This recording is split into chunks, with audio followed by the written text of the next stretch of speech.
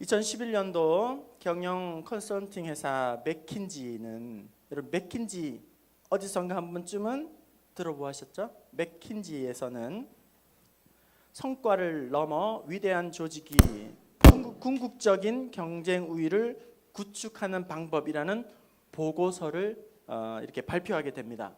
이 보고서의 내용은 전 세계 500여 개의 조직과 그리고 60만 명의 응답자와 6,800명의 고위급 중역들을 조사한 것이고, 그리고 또 약 900여 권의 책과 기사와 저널들을 다 종합해서 보고서를 만들었어요. 그러니까 뭐 설명을 제가 좀 길게 했습니다만 한마디로 믿을 수 있는 보고서를 냈다. 아주 신뢰할 만한 보고서를 냈다. 의심의 여지가 없는 그런 보고서를 썼다. 이렇게 이해하시면 됩니다. 그리고 이 보고서의 핵심은, 초점은 이런 거예요. 어떻게 하면 가장 효과적인 조직, 그리고 가장 긍정적인 결과, 그리고 가장 성과를 내는 어떤 조직을 만들 수 있을까라는 것에 온통 초점이 있습니다. 그리고 여기에 어떤 성과라고 했는데, 이 성과는 다른 걸로 말하면 어떤 열매, 결과, 성취, 뭐 이런 좋은 결과물, 이렇게 말을 할 수가 있습니다. 이런 성취, 결과, 열매, 그리고 또 좋은 것들, 이런 것들을 어떻게 하면 만들 수 있을까? 결론은 이거예요. 딱 하나로 요약됩니다. 성과, 성취, 성공, 결과, 열매, 이것들을 만들기 위해서는 약점에 초점을 맞추지 말고 강점에 초점을 맞추라는 거예요. 약점을 개선하려고 초점을 맞추지 말고 이런 강점에 향상을 시키는 것에 더 많이 관심과 초점을 맞추라는 거예요.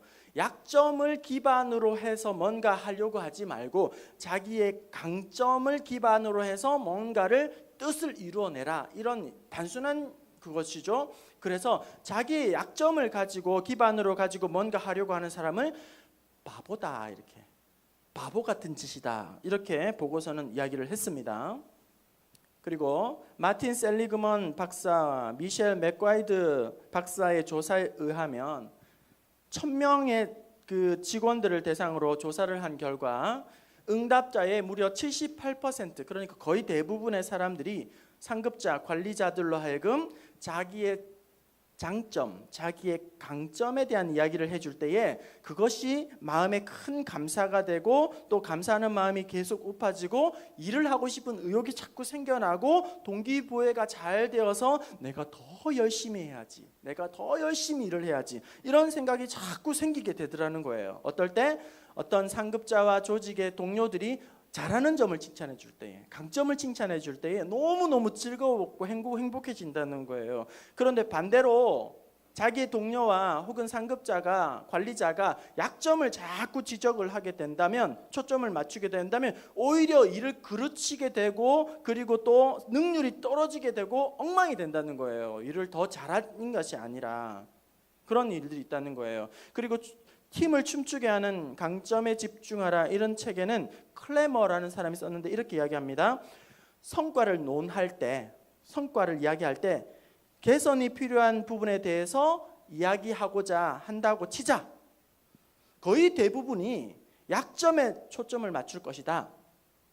강점과 그 강점을 강화하는 것에는 시간을 그리 할애하지 않을 것이다. 이는 아주 안타까운 일이다. 약점을 고쳐라 와 같은 논의는 아무 효과가 없다. 약점을 고치라는 그런 주문은 아무런 효과가 없다, 이렇게 이야기를 했어요. 이것을 오늘 우리에게 적용을 한번 해봅시다. 오늘 우리 가정에 한번 적용해 봅시다. 아내는 남편에게, 남편은 아내에게, 부모는 자녀에게, 자녀는 부모에게. 우리 부모의 입장에서 보면 자녀들의 모습을 보게 되면, 그게 애든지 다 큰 어른이든지 자녀들의 모습을 보면, 자녀들이 하는 행동을 보게 되면 억장이 무너질 때가 한두 번이 아니죠. 막 속이 열불이 터지죠. 답답하고 미치고 환장하겠죠. 한심해 죽겠습니다. 속이 터집니다. 그런데 그 잘못한 것을 계속 추궁을 하게 되고 집요하게 그것을 다루게 되면 효과가 있다 없다? 효과가 없다는 거예요. 자꾸 그것을 따지고 추궁을 하고 집요하게 물어뜯으면 효과가 없다는 거예요. 그렇다고 마음대로 내버려둬라 이 말은 아니에요. 효과가 없으니까 내버려둬라, 방치해라, 제멋대로 하게 놔둬라, 그런 게 아니라 마음대로 하면 안 되죠. 우리 중고등부 친구들, 청년부 친구 선생님들, 우리 자녀들, 내가 야단 쳐도 나 소용이 없으니까 나 가만두어요. 나 못 말리잖아. 나 어쩔 수 없어. 야단 친다고 달라지지 않아. 나를 가만두세요. 이렇게 정당할 수는 없는 거예요. 그래서 성도 여러분, 팔다 있다 영다라는 말이 있어요. 팔다 있다 영다. 이게 무슨 말인지 혹시 아는 분 계세요? 팔다 있다 영다. 팔다는 이런 거예요. 팔다 10마디 말을 한다고 했을 때 10마디를 말을 한다. 우리가 말을 한다. 8마디는 따뜻한 말을 해라. 팔다 따뜻한 말을 해라. 그리고 있다는 뭐냐면 10마디 중에 2마디는 따끔한 말을 해라. 아주 따끔하게 충고해야 된다. 그리고 마지막 영따는 뭐냐면 따분한 말은 하지 마라. 따분한 말은 절대 하지 마라. 팔따 있다 영따 이런 말이 있어요. 우리 한번 따라서 우리 부모님들 한번 따라서 하겠습니다. 팔따 있다 영따 하세요. 팔따 있다 영따 하세요. 우리 옆 사람에게도 이렇게 얘기 보내봅시다. 팔따 있다 영따 하십시오. 팔따 뭐라고요? 팔따? 따뜻한 말. 있다는 따가운 말, 따가운 충고 있다. 영따는 따분한, 지루한 그런 말은 하지 말고 그렇게.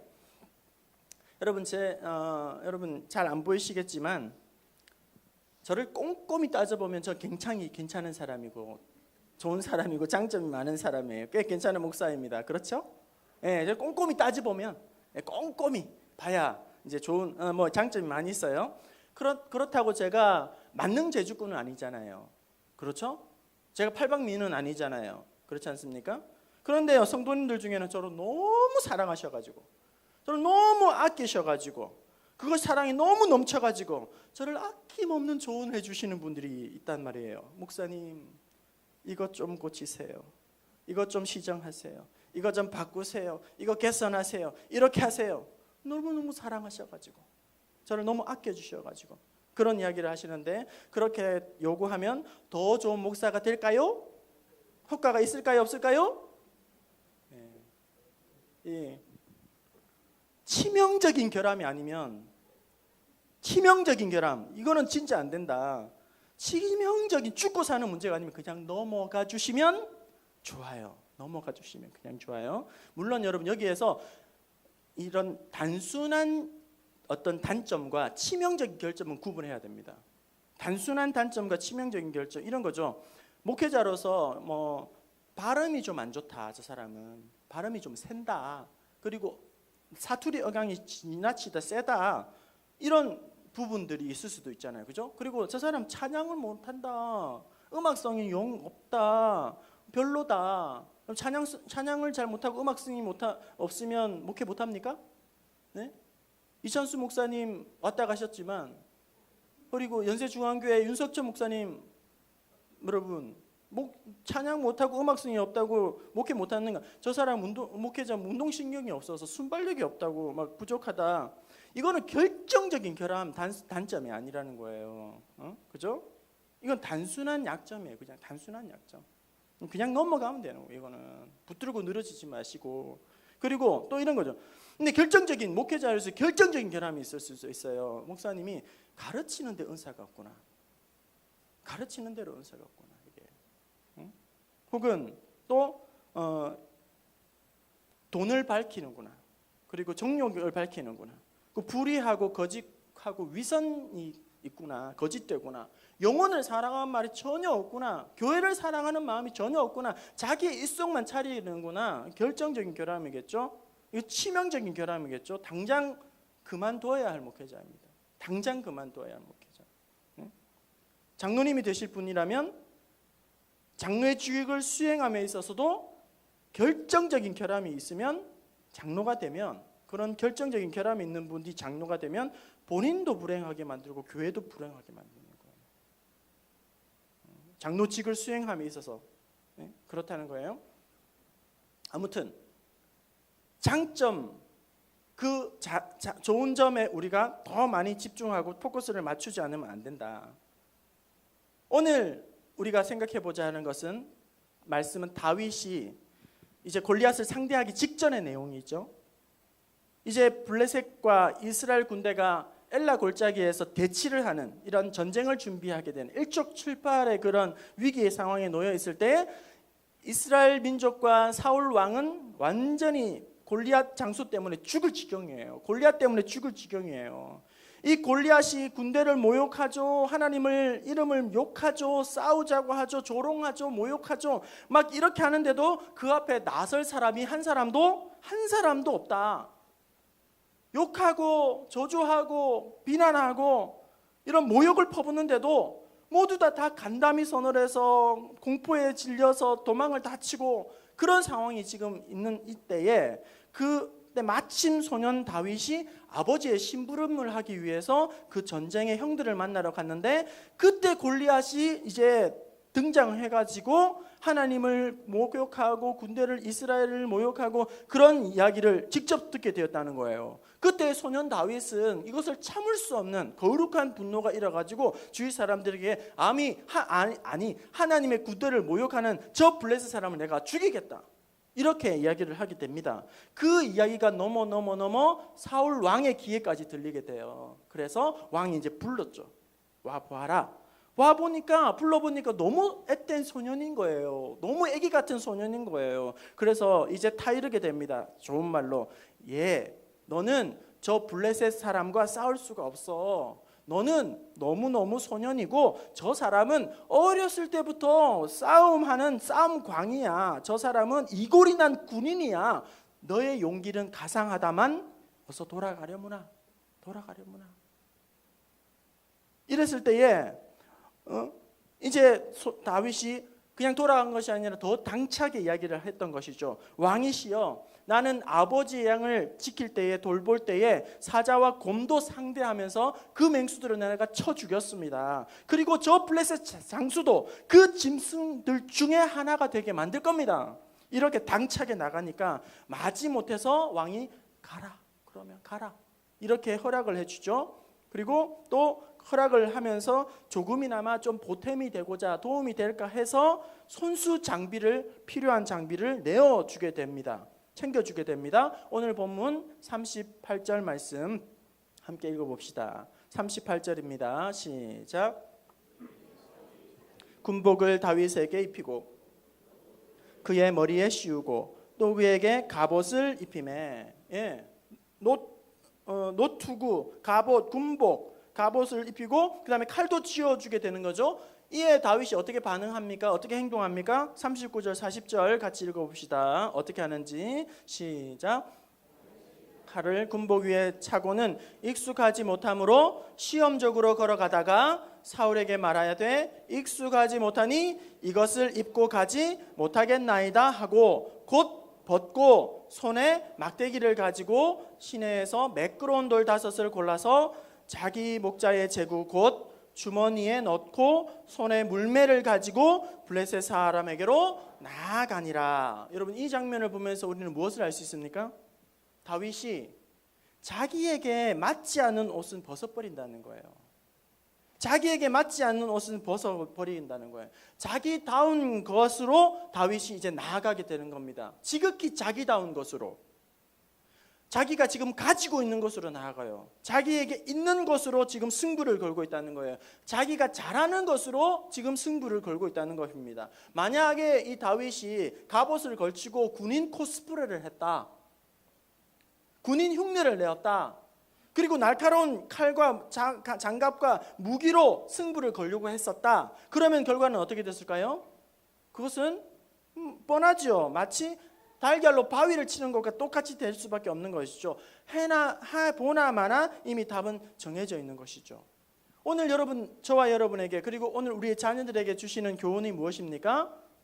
내게 없는 것으로 하려고 하지 말고 내가 가진 것으로 하라는 거예요. 내게 있는 것으로 시작을 하라는 겁니다. 내게 안에 있는 것을 가지고 그 일을 하라는 거예요. 내가 가지고 있는 강점으로 싸우라는 것입니다. 미국의 톱 클래스 그 리더십 톱 클래스인 존 맥스웰 목사님이 이런 이야기를 했습니다. 미국의 정계와 재계와 교계에 내노라는 그런 리더십 천여 명들을 이렇게 개인 시간 관리를 하는 것을 살펴보았는데, 조사를 해보는데 그 결과 날리는 사람들, 인정받는 이 리더십을 가지고 있는 사람들이 자기 시간을 어떻게 쓰냐고 체크를 해보았더니 자기 시간의 75%는 자기의 강점을 극대화하는 데 75%의 시간을 쓴다는 거예요. 그리고 20%는 새로운 것을 배우는 데 자기를 투자한다는 거예요. 강점을 극대화하는 데 75%의 시간을 쓰고 20%는 새로운 것을 자꾸 배우는 데 자기를 투자하고 나머지 그러니까 5%는 자기의 약점을 보완하는 데에 시간을 쓰더라는 겁니다. 나에게 없는 것을 가지고 어떻게 해보려고 몸부림치고 나에게 맞지 않는 옷으로 어떻게 하려고 하는 것이 아니라 이미 있는 것, 나에게 가진 것, 내 안에 담겨있는 것을 가지고 승부를 내어야 한다는 거예요. 이거 너무너무 당연한 것이고 우리가 이제는 알았습니다. 강점으로 싸워야 한다. 내 가진 것으로 승부를 걸어야 한다. 내 가진 것에 초점을 맞춰야 된다. 없는 것, 그런 것에 마음을 쏟으면 안 된다. 그런데 여러분, 문제는 실제적인 우리의 고민은 뭐냐면 내 강점이 무엇인지를 내가 잘 모른다는 거예요. 강점으로 나아가야 되고 강점으로 일해야 되고 강점으로 싸워야 하고 또 그것으로부터 출발해야 하는데, 문제는 내가 무엇을 잘하는지를 잘 모른다는 거예요. 강점을 알면 그것을 하고 싶은데 나도 답답한 거예요. 내가 뭘 잘하는지를 몰라. 그것을 하고 싶어도, 그것을 집중하고 싶어도, 그것으로부터 출발하고 시작하려고 해도 그 강점이 뭔지를 내가 잘 모르니까 헤맨다. 그런 일이 있을 수 있겠죠? 하지만 여러분, 일단 우리가 먼저 결론을 하나만 내립시다. 한번 따라서 하겠습니다. 나에게는 틀림없이 강점이 있다. 틀림없이를 좀 강조해 주세요. 나에게는 틀림없이 강점이 있다. 옆 사람에게, 당신에게는 틀림없이 강점이 있습니다. 그렇죠? 틀림없이 강점이 있습니다. 그런데 어떤 분들이 이렇게 할 거예요. 목사님, 저는 제 강점이 뭔지 잘 모르겠어요. 목사님, 저는 강점이 뭔지를 잘 모르겠어요. 여러분, 이 모르겠다는 말은 맞는 말이에요. 왜냐하면 아직 모를 뿐이라는 거예요. 있기는 있는데 아직 그것을 발견하지 못했을 뿐이라는 거예요. 잘 모르겠다는 말은 맞는 말입니다. 틀림없이 강점이 있긴 한데 아직 자기가 못 발견한 거예요. 그거를 알지 못한다는 거예요. 경영학의 아버지 피터 드러커는 이렇게 말했습니다. 누구나, 모든 사람들은 특정 분야의 일정 수준의 역량을 가지고 태어난다.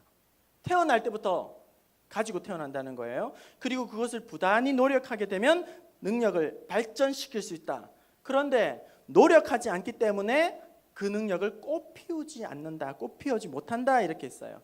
그리고 벤자민 플랭클린 이런 말을 했습니다. 우리 자막 보시면서 벤자민 플랭클린이 무슨 말을 했는지 한번 봅시다. 시작. 인생에서 진짜 비극은 천재적인 재능을 이미 가지고 있는 강점을 제대로 활용하지 못한 것이다. 한결아, 윤수야, 이거 한번 읽어보자. 응? 그치? 찬양 마치고 반주만 잘하면 되는 거 아니야. 아니야. 그치? 다시 한번 읽겠습니다. 저 친구들이 같이 안 읽었기 때문에 한 번만 더 읽어봅시다. 시작. 타고나지 못한 것이 아니라 이미 가지고 있는, 제대로 활용하지. 가장 인생의 비극은 내가 천재로 태어나지 못했다는 게 아니라 이미 있는 것도 발휘하지 못하는 것이 가장 큰 비극이다는 거예요. 누구나 강점을 가지고 있습니다. 누구나 능력을 가지고 있습니다. 그럼에도 불구하고 그것을 발휘하지 못하고 써먹지 못하고 활용하지 못한다는 거예요. 왜냐하면 대부분의 사람들이 자기에게 있는 강점을 찾기보다, 집중하기보다 약점을 자꾸 고치려고, 보완하려고 에너지를 자꾸 쏟다 붓다 보니까 힘만 들고 성과가 없는 거예요. 애만 쓰고 열매가 없는 겁니다. 자신이 약점에 내가 뭘 잘못하고 있나 약점을 자꾸 생각해보고 다른 사람의 너 이거 잘못하고 있어 약점을 계속 집중을 하면 안 된다는 거예요. 내가 왜 이걸 못하지?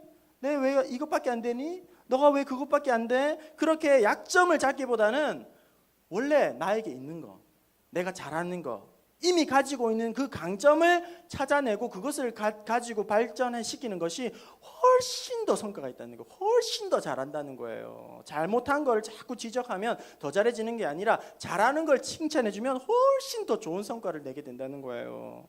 너무 단순한 일이죠. 하나님께서 모세가 장인 이도로의 양을 치고 있을 때에 떨기나무 불꽃 가운데에서 모세를 찾아오게 됩니다. 그리고 미션을 주죠. 사명을 맡겨주십니다. 애굽 바로에게로 가라. 애굽에서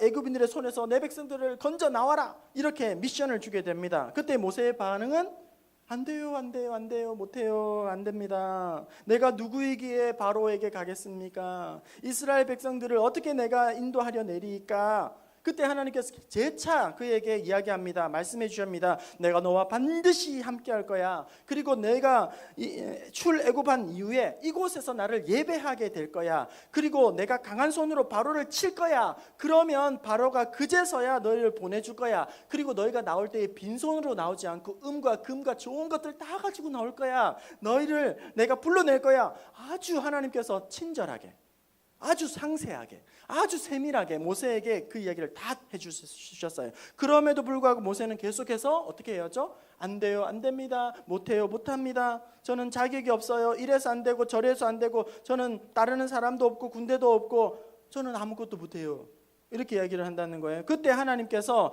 모세에게 뭐라고 이야기를 해주는지 봅시다.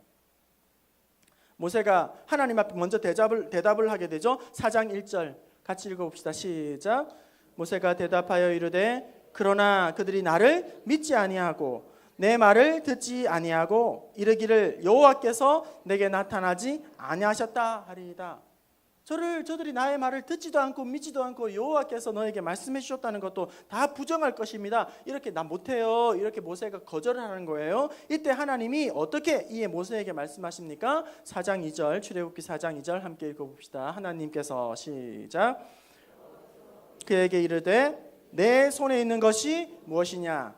그가 이르되 지팡이니이다. 모세가 하나님께서 명령을 해주시는데 하나님 안 됩니다, 못합니다, 이래서 안 되고 저래서 안 되고, 나는 말이 둔하고 가진 것이 없고 따르는 군대가 없습니다, 이것도 없고 저것도 없고 이것도 부족하고 저것도 부족하고 나는 능력도 없고 아무런 자격도 없고 나 못해요. 이렇게 할 때 하나님께서 뭐라고 이야기하십니까? 내 손에 있는 것이 무엇이냐? 여러분, 하나님께서 모세에게 뭔가 맡기실 때에 없는 것으로 하라고 하시지 않고 모세의 손에 있는 것으로부터, 모세가 지금 가지고 있는 것으로부터 그 일을 시작하도록 하신다는 거예요. 오늘 우리에게 하나님께서 귀한 사명을 맡겨주시고 직분을 맡겨주시고 뭔가 해야 할 사명을 붙여주실 때에 아무것도 없는 나에게 막 밀어붙이는 것이 아니라, 죽으라고 나보고 가라고 하는 것이 아니라 이미 나에게 있는 것으로 그것을 감당케 하신다는 겁니다. 열왕기하 4장 1, 2절에 보면 선지자의 제자의 아내 중에 한 사람이 엘리사에게 간청합니다. 엘리사님, 저희 남편은 이미 죽었습니다. 그리고 저는 많은 빚을 지고 있습니다. 이 빚 때문에 빚쟁이들이 와서는 이제는 제 두 아들을 데리고 가서 종으로 삼겠다고 저를 겁박하고 있습니다. 엘리사 선지자님, 저는 어떻게 하면 좋겠습니까? 그렇게 여인이 막 울면서 합니다. 그때 엘리사가 여인에게 묻습니다. 엘리사가 이르되 내가 너를 위하여 어떻게 하랴? 내 집에 무엇이 있는지 내게 말하라. 집에 없는 것 말고 집에 있는 것이 무엇이 있는지 말하라. 그의 계집종의 집에 기름 한 그릇 외에는 아무것도 없나이다. 이렇게 이야기를 하고 있는 거죠.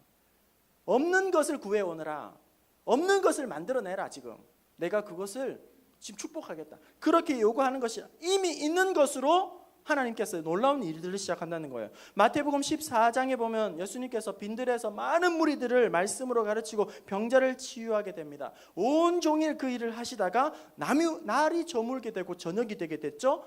그때의 제자들은 많은 사람들을 예수님께 마을로 빨리 돌려보내세요. 예수님 돌려보내서 그들로 하여금 먹을 것을 스스로 해결하도록 합시다. 그때 예수님께서 제자들에게 뭐라고 말씀하셨을까요? 마태복음 14장 16절에서 18절 예수님께서 하신 말씀 읽어봅시다. 시작.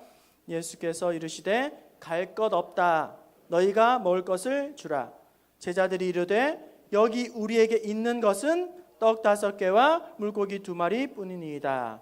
이르시되 그것을 내게 가져오라 하시고, 너희에게 있는 것이 그것으로 족하다. 그것을 나에게 가져와라. 그것으로 내가 능력을 베풀 것이다. 은혜를 베풀 것이다. 오병이어의 역사를 만날 것이다. 너희에게 잊을 수 없는 하나님의 기적을 안겨줄 것이다. 마태복음 25장에 달란트 비유가 나오게 되죠. 주인이 타국으로 갈 때에 달란트를 맡깁니다. 한 종에게는 5달란트, 한 종에게는 2달란트, 한 종에게는 1달란트를 맡기게 됩니다. 그리고 일정한 시간이 지난 다음에 돌아와서 결산을 하게 됩니다. 그런데 여러분, 결산을 할 때에, 주인이 결산을 할 때에 어떻게 결산을 하죠? 이미 있는 것으로 결산을 한다는 거예요. 이미 주인이 준 것으로 결산을 한다는 거예요. 이미 주인은 그것을 줘놓고 나중에 그것을 결산을 하게 된다는 거예요. 그래서 이 게으른 종은 핑계할 수가 없는 거예요. 변명할 수가 없는 거예요. 이미 다 주었는데, 이미 가지고 있음에도 불구하고 그것으로 사용하지 않은 것에 책망을 받게 된다는 겁니다. 여러분에게 하나님께서 맡기셨어요. 이미 가지고 있습니다. 그런데 그것을 하나님 앞에서 드리지 않으면, 사용하지 않으면 하나님 앞에서 결산할 때에 여러분 핑계할 것이 없다는 거예요. 나에게 왜 재능을 이렇게 안 주셨습니까? 나에게 왜 이렇게 많은 돈을 주지 않으셨습니까? 나에게 왜 없는 것을 이렇게 자꾸 그렇게 우는 소리 할 거 아니라 이미 하나님께서 우리에게 주셨다는 거예요. 맡겨주셨다는 거예요. 이미 가지고 있는 겁니다. 이제 말씀을 마치려고 합니다. 여러분, 지혜로운 사람과 어리석은 사람, 지혜로운 사람은 어떤 사람이고 어리석은 사람은 어떤 사람일까요? 지혜 있는 사람은 자기가 가지고 있는 것에 마음을 쏟습니다. 없는 것이 아니라 자기에게 있는 것으로 최선을 다합니다. 하나님께서 이미 주신 것에 감사합니다. 하나님께서 나에게 주신 것에 이미 마음을 쏟고 초점을 맞추게 됩니다. 내 안에 있는 것으로 이제는 승부를 걷게 됩니다. 하지만 반대로 어리석은 사람은 어떤 사람입니까? 왜 부모님 저를 이렇게 낳으셨어요? 왜 저는 이것밖에 되지 않는 거죠? 왜 나는 이런 좋은 환경이 없는 거죠? 나는 왜 이런 은사가 없는 거죠? 재능이 없는 거죠? 자기에게 없는 것을 자꾸 없는 것을 찾는다는 거예요. 부족한 것을 찾는다는 거예요. 남과 끊임없이 비교하면서 자기를 괴롭히고 주위 사람을 괴롭힌다는 거예요. 남을 부러워하면서 다른 사람으로 살아가려고 한다는 거예요. 자꾸 자기에게 약점을 집중하게 되면 맥이 빠지게 됩니다. 약점에 집중하게 되면 앞으로 조금도 나아갈 수가 없다는 거예요. 나에게 이미 있는 것, 내 안에 주신 것, 하나님께서 내 안에 담아놓은 것들을 발견하고 그것에 마음을 집중하게 되면 하나님께서 더 귀하게 아름답게 우리를 사용하실 줄로 믿습니다. 없는 것이 아니라 있는 것으로부터 시작하십시오. 없는 것으로부터 일하는 것이 아니라 내게 있는 것으로 하나님 앞에서 일을 하십시오.